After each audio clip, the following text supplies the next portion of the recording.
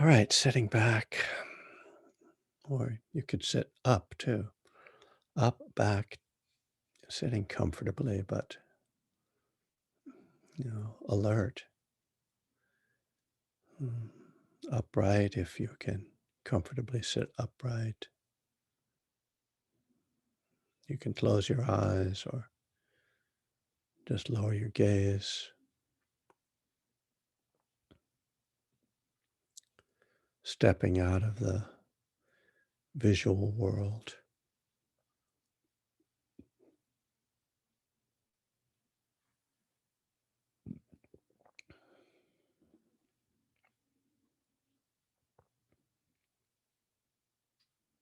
and coming into the body, feeling the weight of the body, feeling your body at rest, stillness,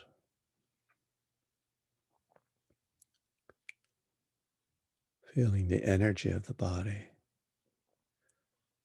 the flow of energy, the blood and nervous system, oxygen moving in and out.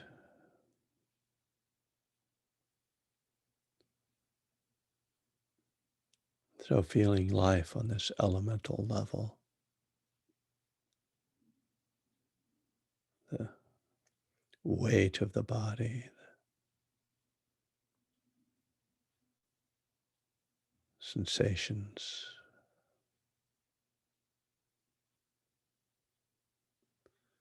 the temperature, cool or warm,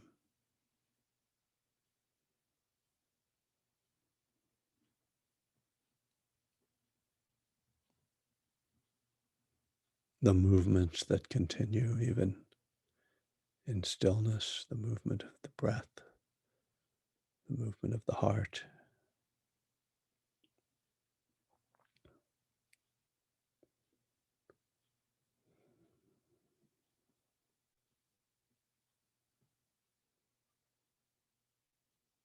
And the silence or the sound of silence.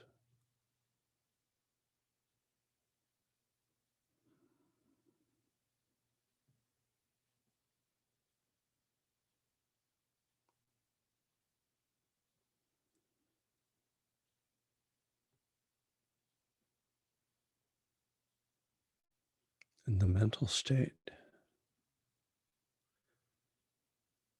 the mood,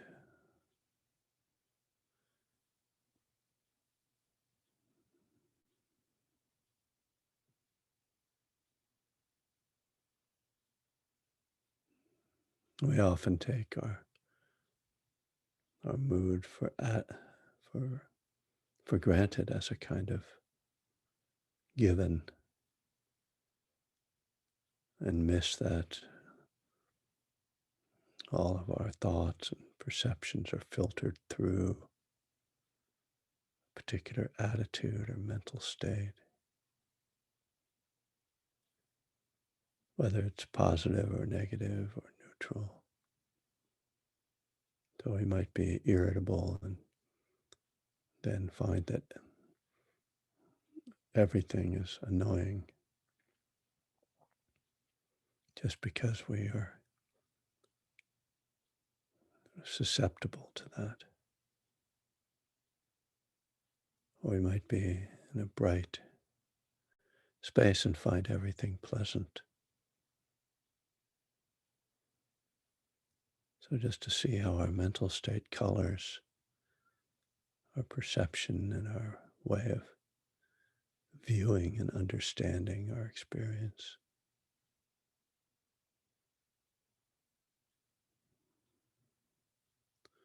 And this observation, this element of mindfulness, is meant to help us to disidentify with those perceptions. In other words, we don't take these experiences personally or necessarily believe them. We understand that they are conditioned and colored by these mental states.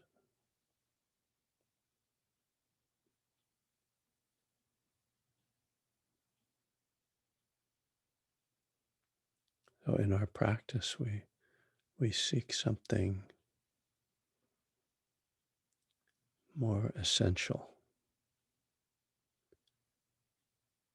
which is that pure awareness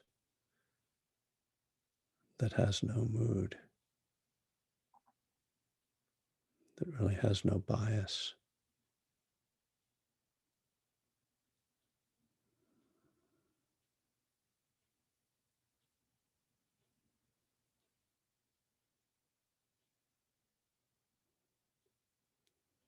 Our practice is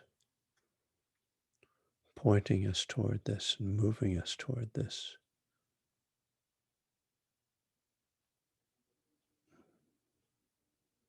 This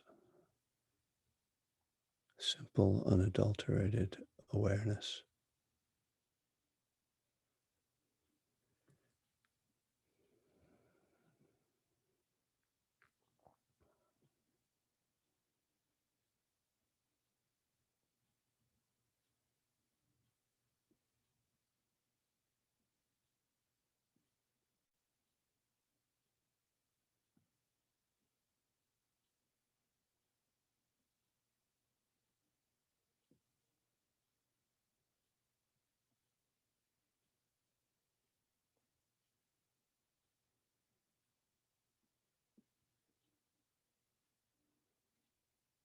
And the breath is a kind of physical metaphor for this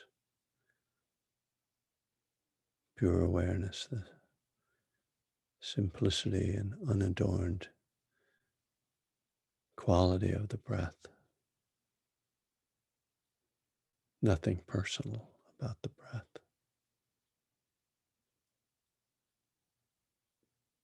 You're breathing the same air as everyone. You're breathing in the same way as everyone. Your body is processing the oxygen in the same way that all bodies process oxygen.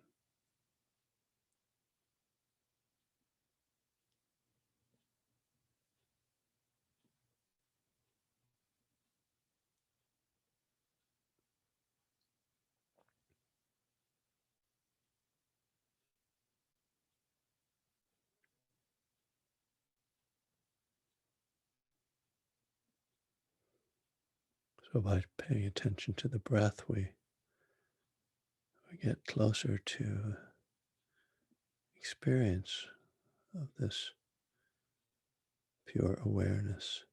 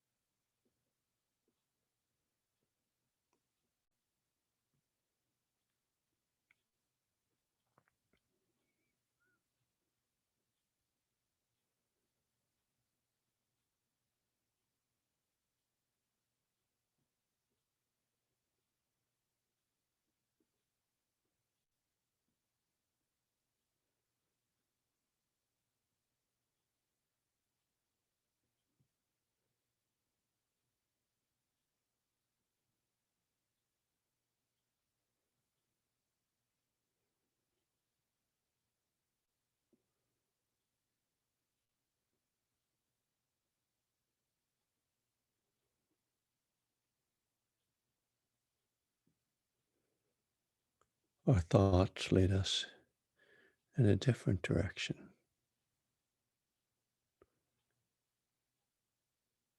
toward a world of complication, a world infused with bias and judgment,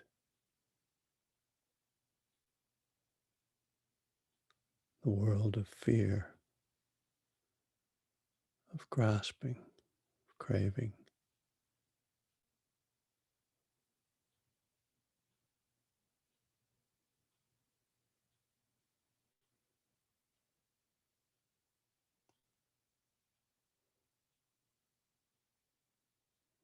And these thoughts then trigger emotions, mental states,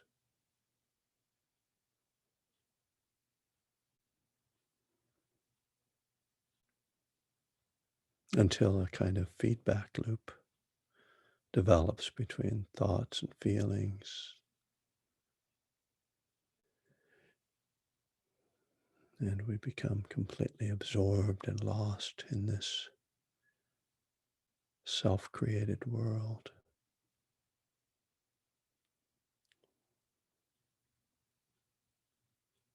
in this fear body,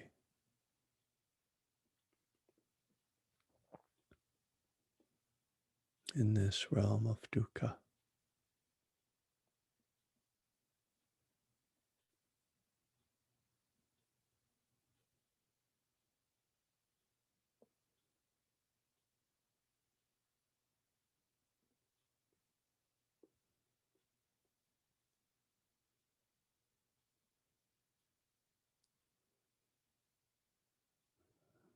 As we come to understand the value of letting go,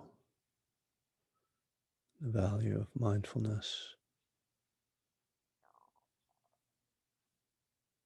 we start to have moments of breaking out of that cycle, stepping back into awareness, direct present moment experience.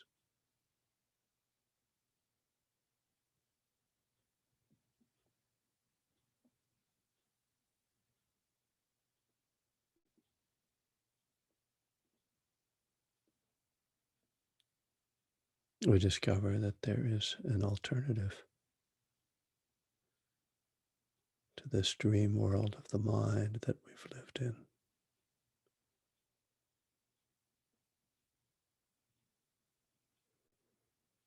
And more we incline ourselves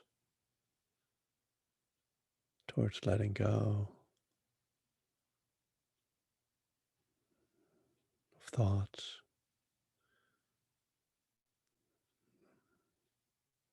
the cycle of fear and grasping.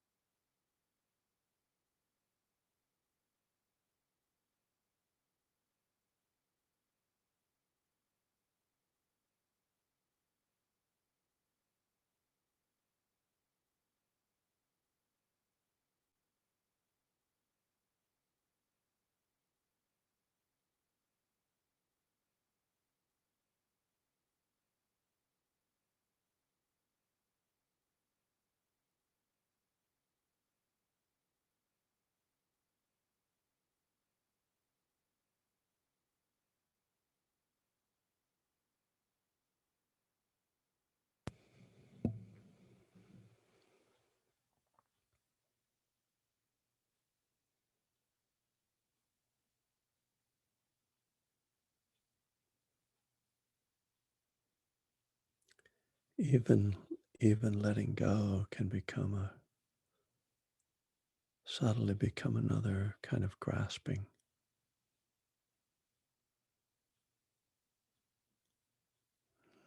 as we take on the new identity of meditator, start trying to do it right, start grading ourselves, judging ourselves.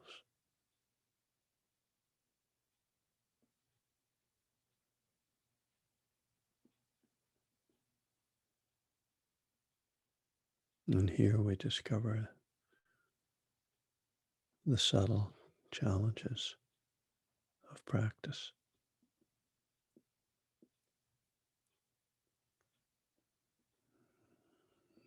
We begin to explore the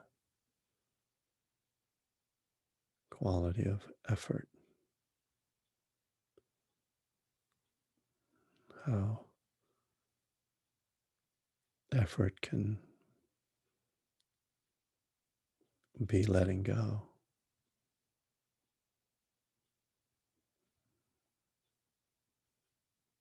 or effort can become grasping instead of letting go.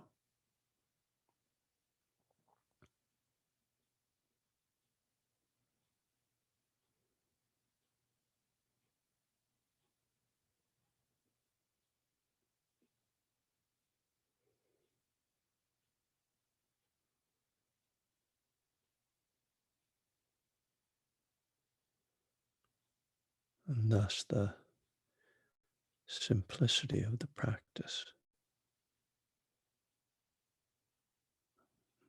starts to become more complicated.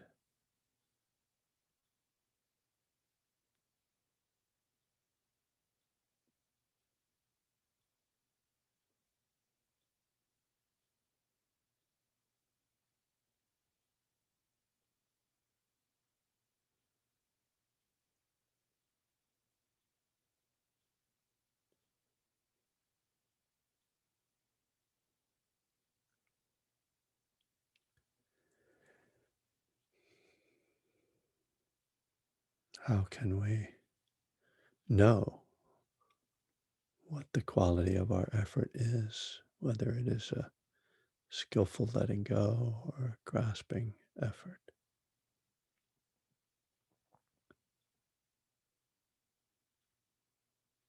This then means that we need to be able to tune in to the quality, the energy, the feeling of the effort.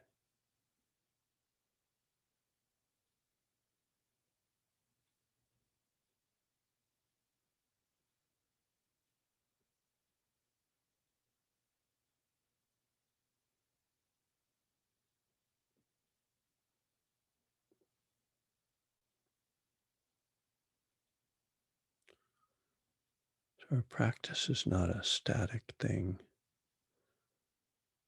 or a kind of step by step process, but rather something that challenges us to be attuned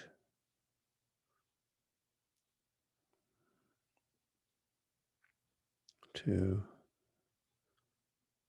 flow with the changing energies and efforts, mind states, feelings.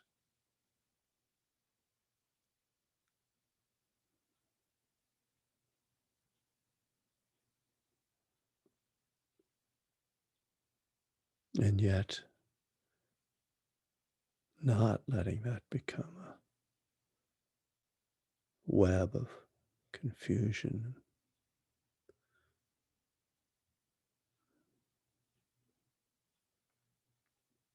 chasing after some illusory mind state.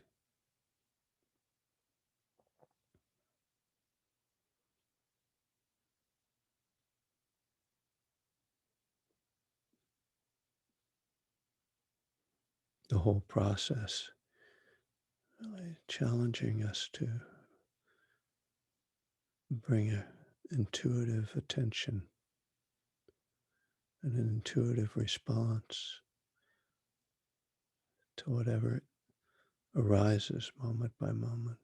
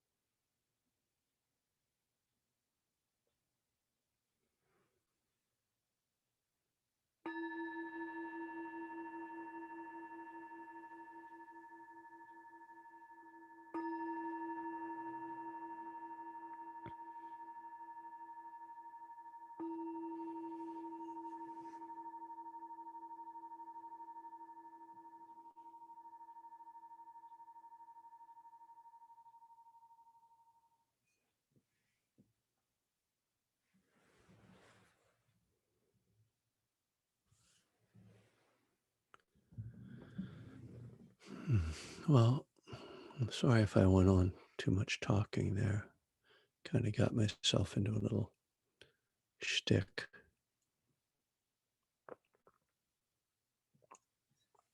I usually like to leave people with some quiet, especially towards the end, but then I looked at the clock and realized I was talking and it was the end of the meditation.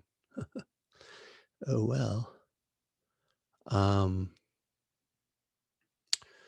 so, um, I've been looking at One Breath at a Time, this section in step 7 that's called A Dirty Word, which I'll go into.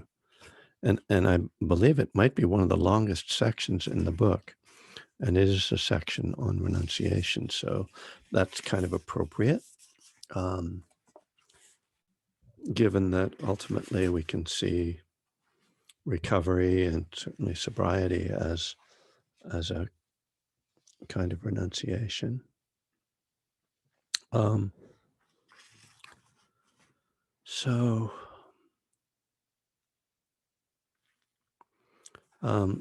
so I am gonna try to go through the sections of the book. I know that over the last well, we've been working on this, going through this book. I'm not always going straight into the book. Sometimes just sort of using it as a jumping off point, but because it covers a lot of stuff that I think is worth covering, I want to try to keep myself a little bit on track with it.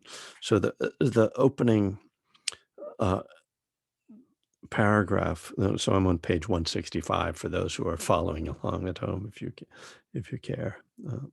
And a dirty word. So just the idea that renunciation is kind of a dirty word is the joke, if it is funny. But uh, um, and sort of first addressing this issue that our culture has with an idea like renunciation, that it's we're we could say a very self-indulgent culture, a culture where we expect to be comfortable and we expect to have our needs and many of our desires be met.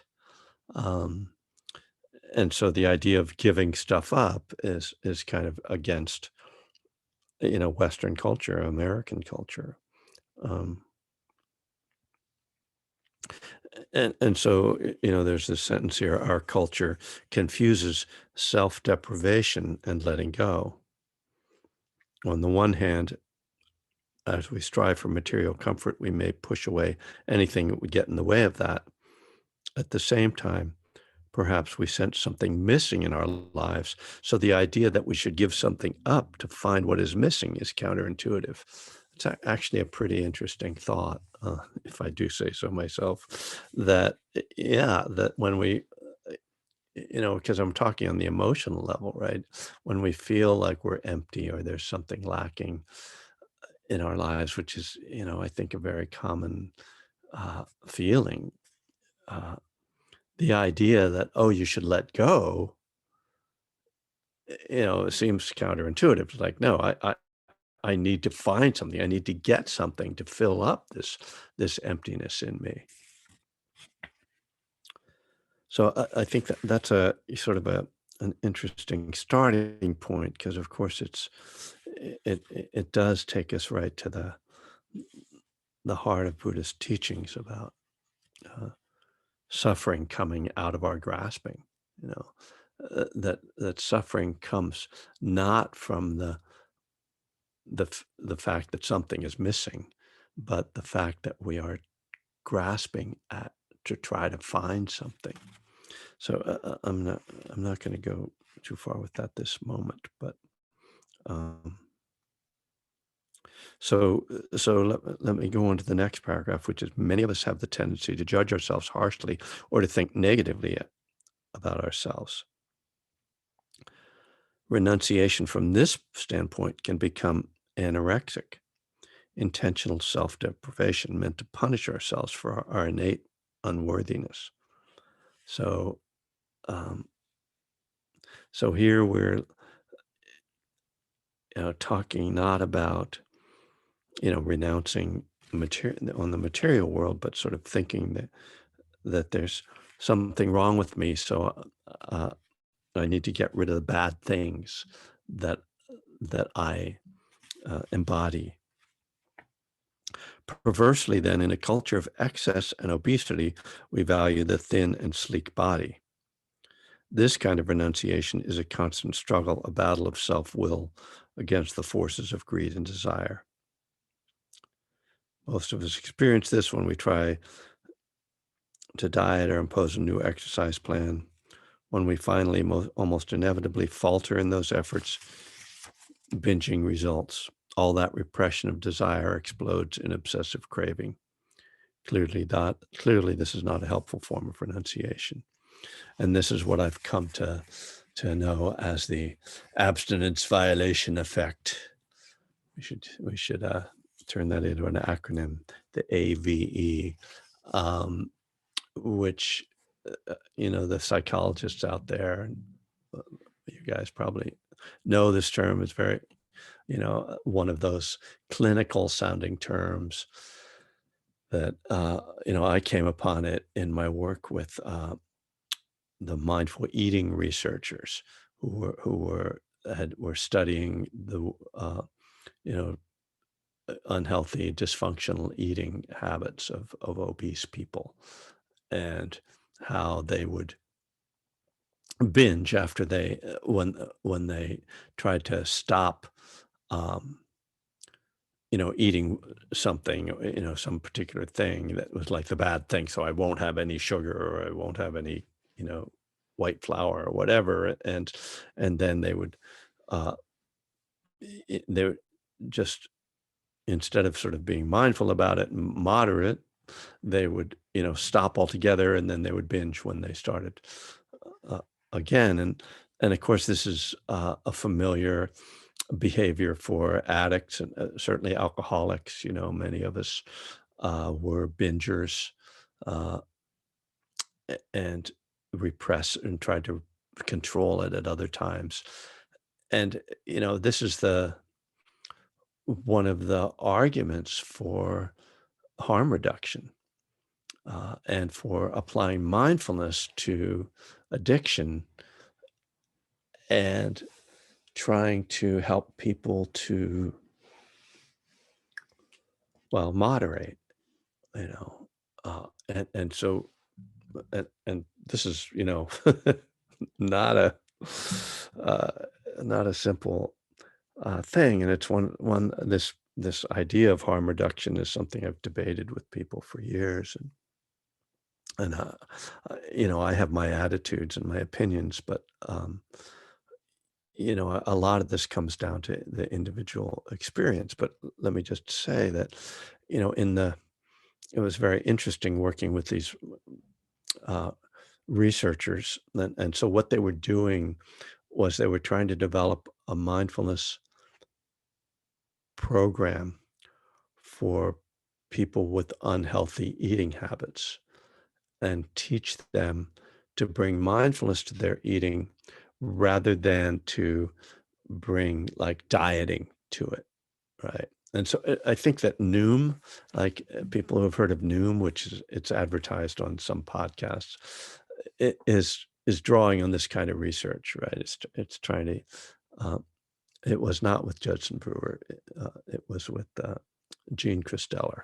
I'll give you her name because she does have a book. It's called something like "How to Eat Half a Cookie." Uh, this was back, Christeller. Um, this was back in 2009, 2010, and it was at UC San Francisco. And I was just like hired as a meditation teacher, but I had to kind of know the program, and I actually fought with them about it, their program, and eventually separated from them over my conflicts with the way they were doing some of their work. Um, Mostly around how they were teaching meditation and mindfulness. But anyway, put that aside. Well, I'll discuss that on my interview with Oprah. So, there is no interview with Oprah, don't worry. Uh, but, this makes sense, right? I mean, that's the thing about mindfulness and like, harm reduction. It makes sense if you're not a fucking addict, Sorry, but like that's the problem. Like I think that sometimes, harm reduction, great. We'll just get people to don't drink and drive. Oh, okay. Oh, that's a good way to reduce harm, right? Only problem is when I get drunk, I feel like getting in my car, and like, I'm not really being mindful at that point. Uh, no, and of course, really the greatest risk of harm reduction is that you kill yourself or you kill someone else. Um, in your attempt to be moderate. And so, I think that but this is a way that we can distinguish like food and sex addiction, which are normal functions that get uh, become dysfunctional from alcoholism and drug addiction, which are not necessary functions in our lives. We have to eat and we have to have bodies. So those things. So it makes sense. Again, makes sense. Doesn't necessarily work, but it makes sense to try to moderate or be mindful around those things. Very difficult to be mindful around drinking. You know, um, Chogyam Trungpa supposedly taught that. He died of alcoholism at the age of 47. So, not going to claim that he was very successful at that. Now I'm going to get in trouble because for the Trungpa lovers out there, that's why they won't allow me to come to Shambhala Mountain Center anymore. Anyway, this is such a challenge, right? And it's what we face, and seeing it in the kind of we always see it in the anti-AA movement, you know, the oh, you don't have to do it this way, or it's repressive, or I don't want to say I'm an alcoholic. Okay, I'm not. You know, you don't have to. But are you going to keep drinking? That's the reason I say I'm an alcoholic is because it reminds me that I can't drink. I don't say it because I think there's something wrong with me or that I even have a disease, but it's just a reminder, you know. Oh, right, it's just the reminder that I use. Whatever reminder you use is fine. If your reminder is I don't drink, great. Anyway, I'm getting emotional. which, Dharma teachers aren't supposed to have emotions, so it's a problem. Uh, we're above all that. Let's move on here. And yet, it says here, many of us, certainly recovering addicts and alcoholics, know how valuable it can be to let go. Sobriety itself is a form of renunciation. When we renounce our self-destructive habits and substances in the first step, it's not a repression or a masochistic effort at self-improvement. It's a spiritual release. When our craving for food or drugs or food is removed, it's not because we willed it or because we have a strong character. It's because we hit bottom. It's because we've hit bottom, seen the suffering our addiction caused, and couldn't bear to continue to destroy ourselves in that way. In a moment of clarity, of seeing clearly, we let go. It might not be pretty or graceful or as simple as all that, but once we finally do let go, it happens in this way, as a spontaneous response, as if dropping a hot coal. It is this clear seeing that prompts us to let go. This is why the 12 steps emphasize honesty and self-examination at every stage, showing us how our unskillful behavior causes our suffering. And this is why Buddhism emphasizes mindfulness. We don't let go because there is some rule or commandment that says we must. We let go because we see how our clinging is causing us pain. Okay, so I actually put a big question mark beside one of my sentences here. The one that says, it's because we've hit bottom, seen our suffering, the suffering our addiction caused, and couldn't bear to continue to destroy ourselves in that way. So, because, I'm claiming here that I know how people, I say get sober. That's, not just alcoholism, but how people stop acting on their addiction, that they do it when they become really clear about the suffering it causes. And I don't know if that's true. I It seems like, when I read this, I think I'm describing myself. I'm not sure I'm describing everybody. And, one of the main questions that I get asked, particularly in like interviews, is, well, how do people do this? How do they stop? What's the key, And and I think it's really risky to claim that because I know there are a lot of people who have become aware of all the suffering that their addiction is causing them, who have not stopped. And I won't say that they can't stop, but at least for now, or at that time, they didn't stop. And so there's no simple answer to this question of how to renounce, which is what this section is about, like how to let go. And it troubles me, frankly. I find it, uh, it's painful to be in a role of being asked to help people, or not even being asked. I've offered myself up as a person who will help people through this work, right? Through the Dharma and through recovery, and yet to see that the limits of even my understanding, much less my capacity to actually help people. What I see is that I'm able to help people who are helping themselves, who are, or sort of like have made that step into this commitment of letting go, and that then they want some tools for developing that, expanding that, deepening that, and uh, but in terms of the starting point of getting started, that's a really tough one, and you know, it's one thing to put the words down on a page and they sound good. Um, Uh, but I don't know how true they are. Um, so, uh, but what let's go back a little bit to what I'm claiming here, that uh, that coming into recovery, that letting go of our addiction is not an act of repression or, as I say, a masochistic effort at self-improvement. Let's not even call it masochistic, an effort at self-improvement, but it's a spiritual release. Whew, again, sounds really good. I like, it just like marketable.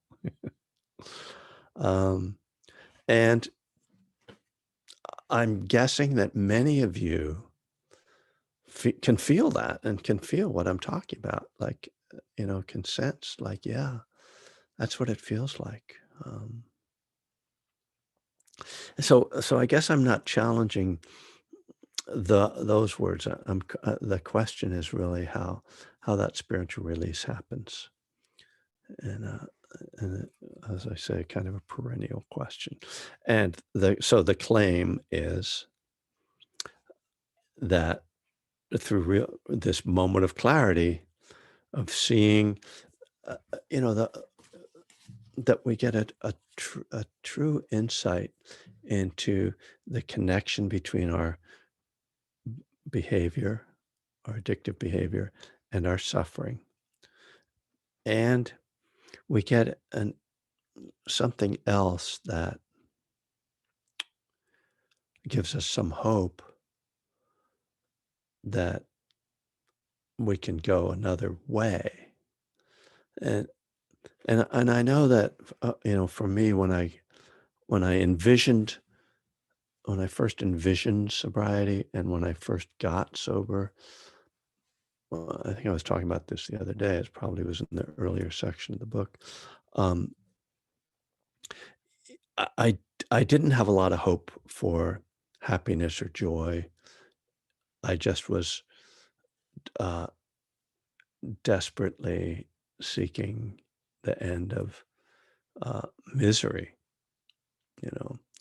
And I guess the idea that I would end misery and just live a very boring life seemed better than having like moments of fun and being loaded, followed by days of misery. So it was kind of like a willingness finally to surrender to that.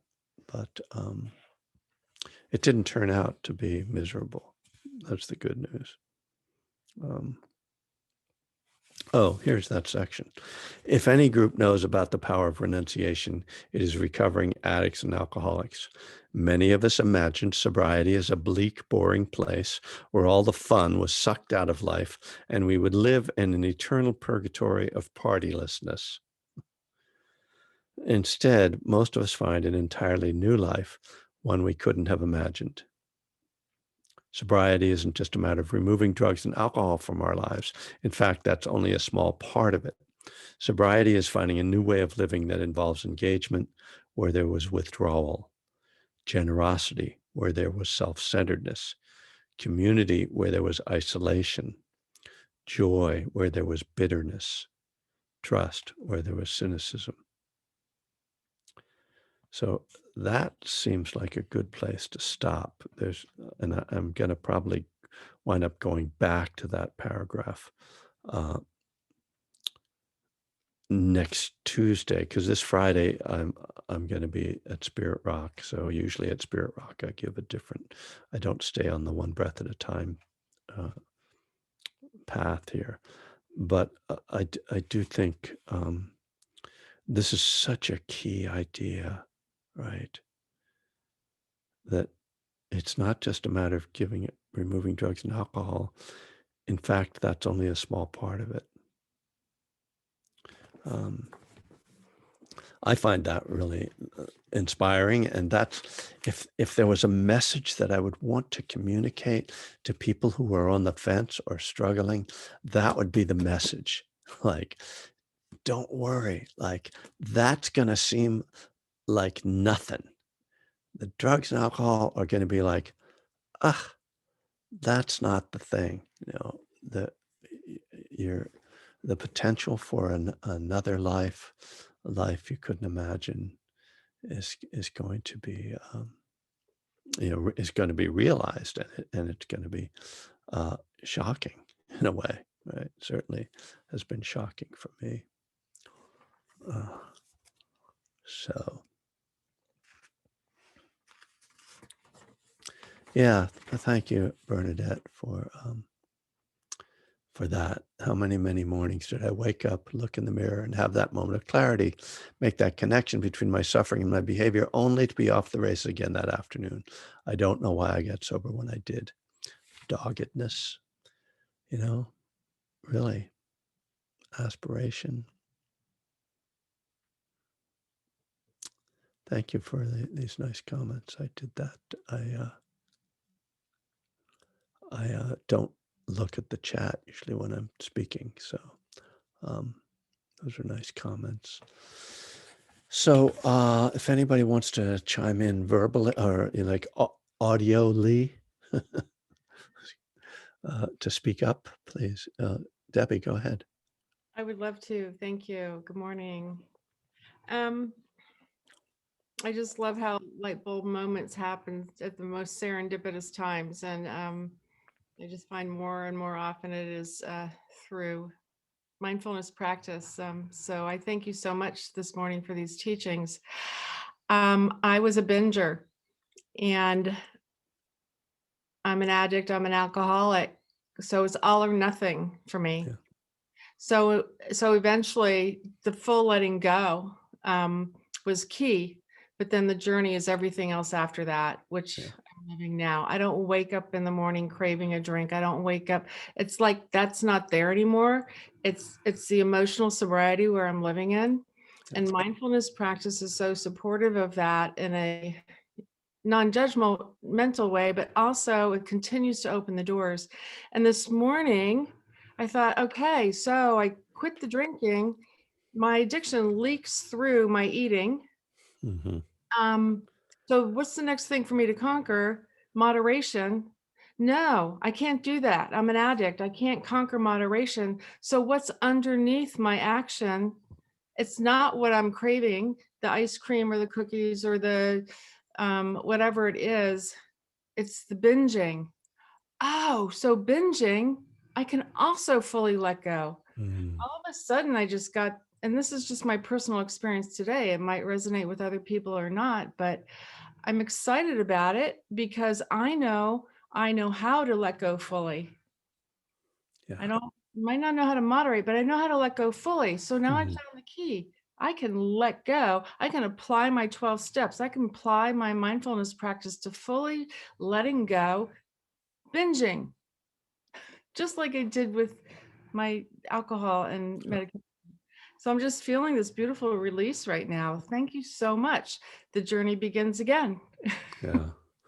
That's great, Deb. Thank you. And it is really great when you realize you're able to let go of pretty much anything. Like, I mean, if we were able to stop, an addiction, then we can definitely let go of other things. I know Bill Wilson talks about this in the 12 and 12 about how it doesn't always work with other things, but I do think it's that same thing. It's that full commitment. And that's why the full renunciation is, I don't know, for me, I think for many people easier than like, oh, I'll do a little bit and or moderate. But yeah, there's also this, it's that battle. And that's what I felt when I stopped drinking and using, was like, oh, this has been a daily struggle trying to manage this. Now I don't have to manage it at all. That struggle is over. And seeing that freedom, that was the thing that probably inspired me the most to never relapse, because it just was like, "Oh, this is so much easier," you know? And I thought it was gonna be so hard. So, maybe as addicts, we are more prone to all or nothing, but I think I think it's more that it's we've discovered something, you know? I mean, this is the next section, the next paragraph in One Breath at a Time starts to talk about monastic life, and, and that there we can, we can talk about this again, but, there's the Buddha, like, who's saying that this kind of renunciation it's easier, like, y you know, it's simpler, but anyway. Uh, any other thoughts? Go ahead. I I'm reading your comment, Vicky. Trying to figure out karma will drive me crazy. The moment I finally got sober, like so many other moments of desperation, is mysterious and seemingly miraculous. It is. I I agree, and if I weren't, you know, a, person in a role of, that I'm in, I wouldn't really worry about it much, uh, but because people want me to tell them the answer, you know, pretty regularly, people ask me for that. Then I feel like I have to try to figure it out, which, as you say, drives me crazy.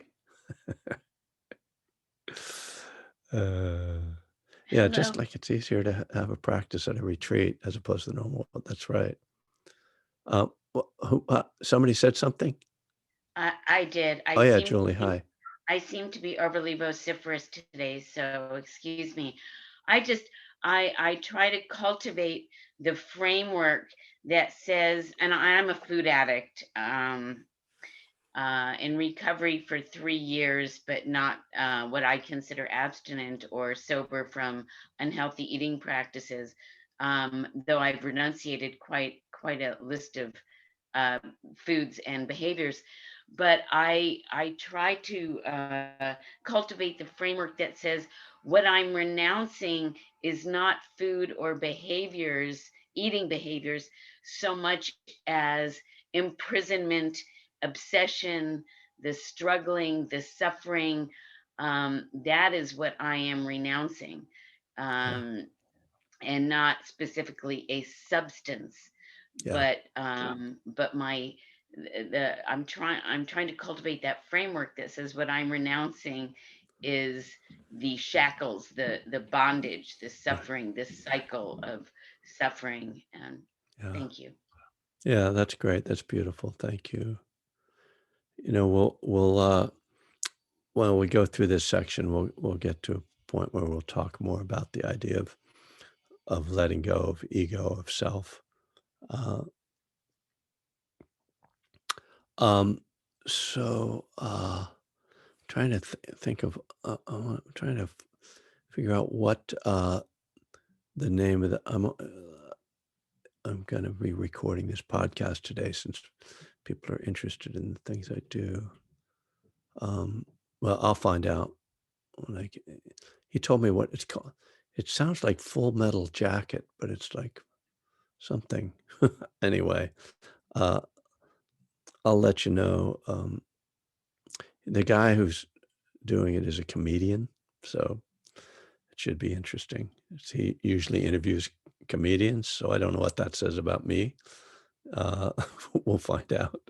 I'll try to be. Oh yeah, no, it's not Mark Maron. It's not somebody famous. Of course not. Uh, so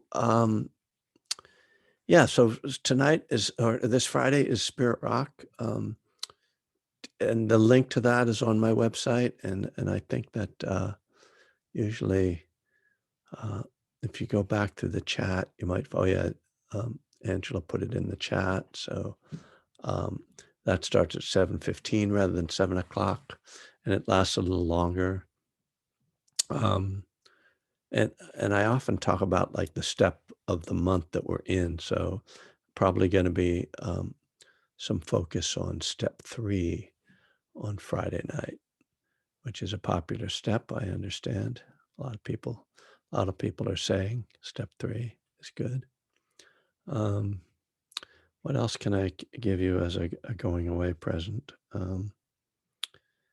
We're discovering the joy. I think it's a tradition in India of giving people something on your birthday.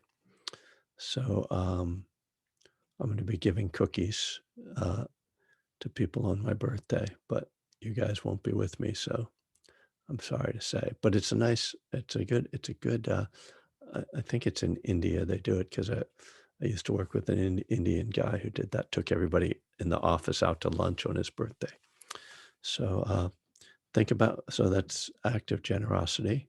Um, I hope that people are finding ways to stay healthy and to get vaccinated potentially. That's been happening around our household. Um, so may all beings be happy. May all beings be peaceful. May all beings be free from suffering.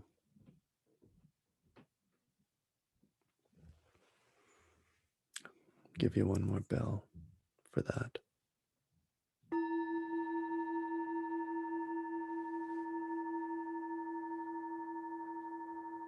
All right. Thanks, Kevin. Okay, you guys.